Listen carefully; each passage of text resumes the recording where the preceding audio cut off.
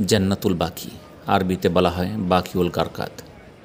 Saudi আরবের মদিনায় অবস্থিত একটি কবরস্থান। এটি মসজিদে নববীর দক্ষিণ পূর্ব দিকে অবস্থিত।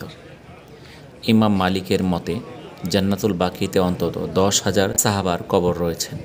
এই কবরস্থানটি ঐতিহাসিকভাবে গুরুত্বপূর্ণ। হজরত মুহাম্মদ সাল্লাল্লাহু আলাইহি সাল্লামের অনেক আত্মীয় ও সাহাবীকে এখানে দাফন করা হয়েছে। হজরত মুহাম্মদ সাল্লাল্লাহু আলাইহি সাল্লাম হিজরত করে মদিনা আসার সময় জান্নাতুল বাকির স্থান সবুজ বৃক্ষ আচ্ছাদিত ছিল।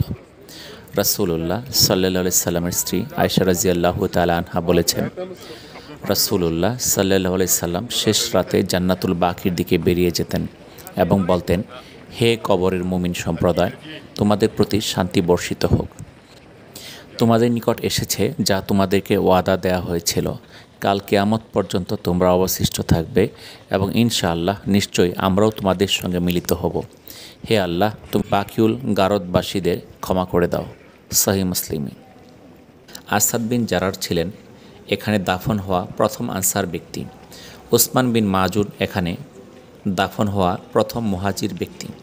তৃতীয় খলিফা ওসমান ইবনে আফফান রাদিয়াল্লাহু তাআলা আনহু এর মৃত্যুর পর তাকে এখানে দাফন করা হয়।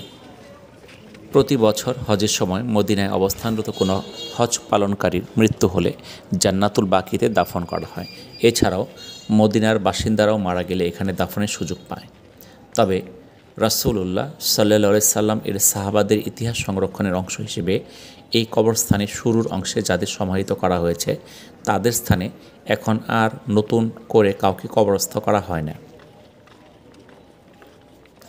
জান্নাতুল বাকি জিয়ারতের জন্য ফজর ও আসরের নামাজের পর খুলে দেওয়া হয়। এরপর মুসলিম পুরুষরা জিয়ারতের জন্য ভেতরে যেতে পারে। ইসলামী শরীয়তে নারীদের কবর জিয়ারত করা বৈধ নয়, তাই তাদেরকে ভিতরে প্রবেশ করতে দেয়া হয় না।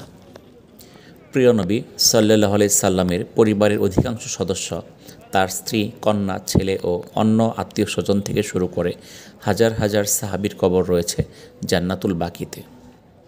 আল্লাহ তাআলা আমাদেরকে পবিত্র মক্কাতুল মুকাররমা এবং মদিনা মুনাওয়ারা সফর করার তৌফিক দান করুন। আমিন। আসসালামু আলাইকুম ওয়া রাহমাতুল্লাহি ওয়া বারাকাতুহু।